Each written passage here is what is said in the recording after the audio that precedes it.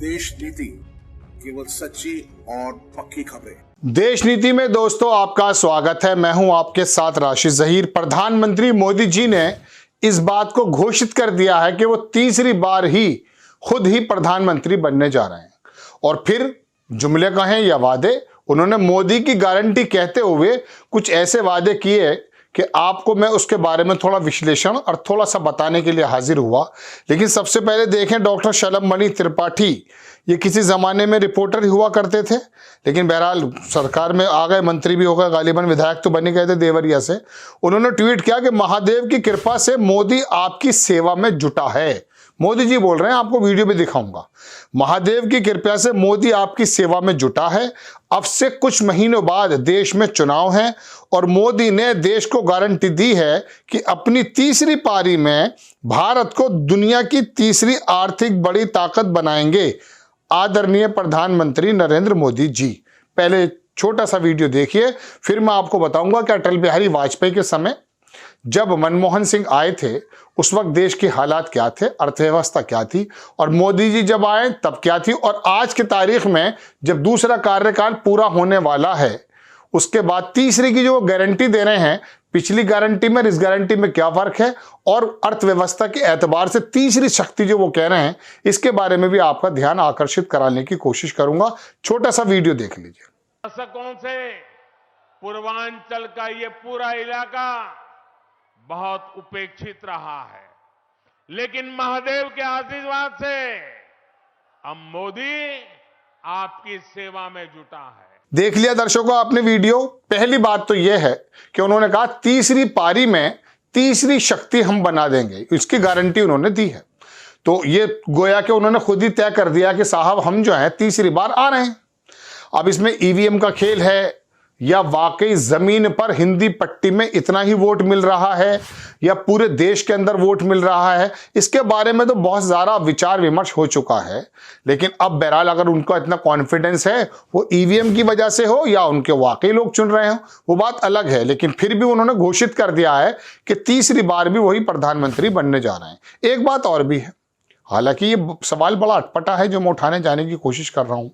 जब पार्टी तय करती है तो ये ऑलरेडी तय कैसे हो गया कि तीसरी बार में ही भारतीय जनता पार्टी आएगी, मान लीजिए आ गई, तो ये तो मैं समझता हूं एक तानाशाही के नजदीक नहीं है कि प्रधानमंत्री से प्रधानमंत्री मोदी जी होंगे। उसके बाद चांस किसी की भी हो सकते हैं। देश किसी का एक ही जगह थोड़ी ना, ये मुगल की हुकूमत थोड़ी ना है कि आए यार 650 साल हुकूमत करके चले जाएं, ऐसा नहीं है। चलिए खैर, तो ये तो उनकी चलो उनका कॉन्फिडेंस है, लेकिन बात चली रही है तीसरी ताकत की। देखो दर्शकों, बात ऐसी, अटल बिहारी वाजपेयी जिस समय 98 से लेकर गालिबन 2003 तक जब रहे और 2024 में जब मनमोहन सिंह को सत्ता सौंपी, तो हमारे देश की जो अर्थव्यवस्था का आकार था वो $1 ट्रिलियन था। 1000 अरब डॉलर में 1 ट्रिलियन कहलाता है, $750 बिलियन। समझ गए आप? ये हमारी टोटल अर्थव्यवस्था थी जब अटल बिहारी वाजपेयी देश की सत्ता मनमोहन सिंह को सौंप कर गए। 2004 से लेकर 2014 के शुरुआत तक, 13 तक मानिए, इसमें उन्होंने 10 साल कार्यकाल मनमोहन सिंह का रहा। 10, 8, 8.5, 9 भी हमारी जीडीपी रही, जो अभी तक नहीं रह पाई है इन 10 सालों में जो मोदी जी के हैं। दूसरी बात, जब उन्होंने 2014 में मोदी जी को सत्ता सौंपी तो $1 ट्रिलियन यानी कि आधे ट्रिलियन से थोड़ा ज्यादा हमारी अर्थव्यवस्था को $2.25 ट्रिलियन से ज्यादा करके वो देकर गए। इस बीच आपको मालूम होगा रिसेशन भी रहा, पूरी दुनिया के अंदर सारी की सारी अर्थव्यवस्थाएं कैसी खराब रही हैं।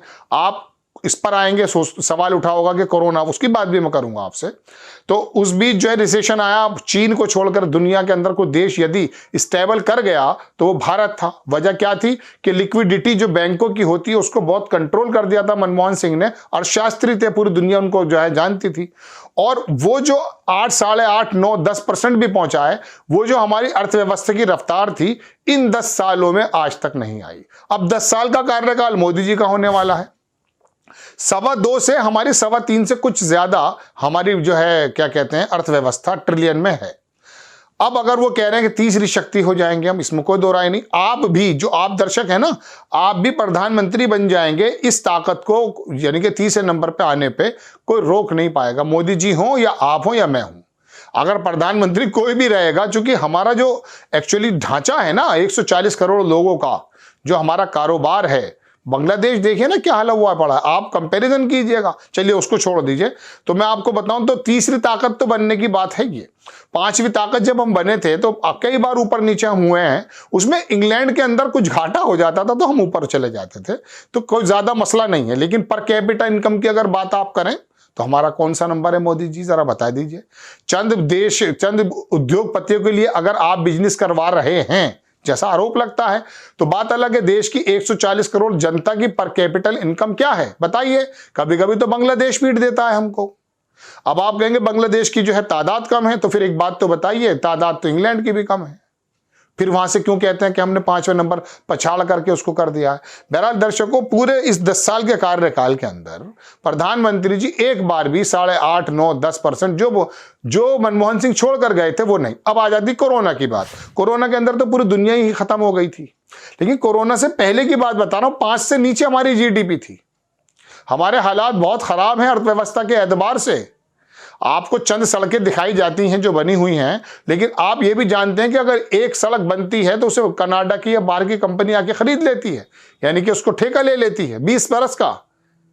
दिल्ली से और मेरठ तक का एक जो हाईवे था, दिल्ली से थोड़ा पार करके, उसको जो है 20,000 करोड़ में बनाया गया नितिन गडकरी के माध्यम से, और 10-12 हजार करोड़ रुपए का 20 साल के लिए उसको दे दिया गया। अब वो पैसे वो वसूलेगा उसके अंदर। हमारा तो 10,000 करोड़ गया है ना, अब वो ही उसके अंदर टोल तय करेगा, आप ही का जो है खून चूसा जाएगा। खैर, बात यह है कि सड़कें आप एक बुलेट ट्रेन ना बना करके, हालांकि बनी नहीं है अभी तक, आई नहीं है।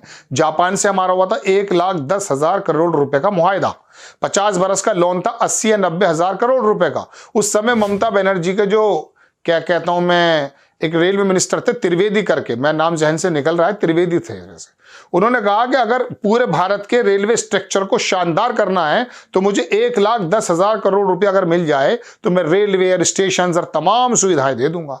लेकिन 1,10,000 की एक ही ट्रेन बनाई जा रही है जो अभी तक आई नहीं है 10 सालों में। वो बॉम्बे से अहमदाबाद गुजरात की तरफ जाती है, 1,000 ट्रेनें होंगी वहां, तो हर 5 मिनट पर ट्रेन है गुजरात के लिए। बॉम्बे से जितनी भी ट्रेन वहां चलती हैं गुजरात होकर गुजरती हैं। तो there is no need for the new train, bullet train. जरूरत क्या थी कि जो हमारे कस्बों के जो स्टेशन हैं, कस्बों की जो रेलवे लाइंस हैं, जो वहां पर इंफ्रास्ट्रक्चर है रेलवे का, उसको मजबूत कर दें। लेकिन नहीं, वो अच्छा एक बात और बताइए, वो ट्रेन, एक तो उसको कहा गया बुलेट ट्रेन आने वाली है, 80,000 करोड़ रुपए का जापान से ये मुआहदा हुआ कि आप हमें कर्ज देंगे 50 बरस का। उसने कहा ये कर्ज लीजिए और वापस दे दीजिए, मैं ही आपको ट्रेन के डब्बे बना के दे रहा हूं। तो आपको ये बातें तो हम ही बताएंगे ना, लेकिन जो दी मीट आपको बताती नहीं है। बहरहाल मैं अपने वादों पे आता हूं। मोदी की गारंटी कितनी बात से, देखिए 15 लाख रुपए तो वाकई एक जुमला ही था, अमित शाह ने कह दिया था। और उन्होंने, प्रधानमंत्री जी ने ऐसा भी नहीं कहा था कि आपके अकाउंट में आ जाएंगे, उन्होंने कहा था कि काला धन इतना है कि अगर वो आ जाए तो 10-15 लाख रुपए तो आपके अकाउंट में वैसे ही आ जाएंगे। तो हमने उम्मीद लगा ली कि हमारे आ जाएंगे, हम चेक करने लगे। अब तो डिजिटल की भी व्यवस्था ये पूरी दुनिया में है। इसको डिजिटल को अगर हम सोच रहे हैं कि बड़ी तरक्की कर ली है, तो एक बात सुन लीजिए, कंप्यूटर तो अमेरिका में भी आया है, मोबाइल फोन तो पेरिस में भी आया, पाकिस्तान बांग्लादेश में भी आया है। तो इसके बारे में आप क्या समझ रहे हैं? तो बहरहाल ये आपको दिखाया जाता कुछ और गोदी मीडिया के माध्यम से। गारंटी की बात तो ये थी कि 2 करोड़ पर ईयर हमें आप रोजगार देने की बात कर रहे थे, लेकिन हमें डाटा ये बताता है कि हमारी सरकारी नौकरियों के अंदर पद खाली हैं, लेकिन आप भर्ती नहीं कर रहे हैं। सेना के अंदर आउटसोर्सिंग ली जा रही है।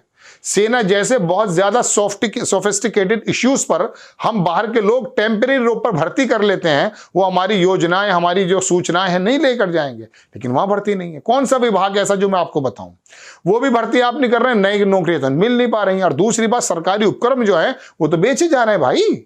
तो ये बात अगर आपको इसलिए नहीं पता होगी, कितना भी मैं चीख लूं, आपको दरअसल एक जो है ना धर्म के नाम पर जो एक अफीम चटा रखी है आप में से कुछ लोगों में, वो बहरहाल वो अलग चीज नहीं है। मैं आपको बताऊं, आप लड़ किससे रहे? ये राहुल गांधी लड़ किससे रहा है? ये राजनेता से लड़ सकता था, मंदिर के पुजारी से नहीं लड़ सकता, जो उस साधु से नहीं लड़ सकता जो ये भरम दिखा देता है कि अगर तूने मेरी बात नहीं मानी मैं तुझे मक्खी बना दूंगा। ये मौलवी मजारों पर बैठे हुए, ये साधु बैठे हुए, ये मंदिर के पुजारी, ये मंदिर मस्जिद की राजनीति आ गई है देश में भाई। मेरी तरफ मत देखो गौर से कि राशिद जहीर बोल रहा है। आपको लगेगा मैं मोदी जी के एंटी ही बोलूंगा, आपको ऐसा लगेगा। मैं ममता बनर्जी के खिलाफ भी बोलता हूं भाई जब नीतियां होती हैं तो। अब सरकार में ये हैं तो इनसे तो सवाल होगा। राहुल गांधी अगर किसी भी पद पर हो सरकारी तो मुझे बताइए, मैं उनसे सवाल कर लूंगा। लेकिन आपको तो लगता नहीं चाहिए। ये सुधीर चौधरी बात सही कह रहा है, राम राज्य आकर रहेगा, मुल्ला के पेज टाइट हो जाएंगे, कर लो भाई। लेकिन हमारा काम आपके सामने खबर को रखना है। तंज हो सकता है, गुस्सा हो सकता है, या बताने का अंदाज जुदा हो सकता है, लेकिन क्या करूं, मौत की खबर हंस के दूं? बताइए आप मुझे। आपको खबर कैसी लगी अपनी राय कमेंट्स बॉक्स में जरूर दीजिए। चैनल को सब्सक्राइब कीजिए, शेयर कीजिए। नेक्स्ट टाइम मैं किसी खबर के साथ आता हूं। जय हिंद।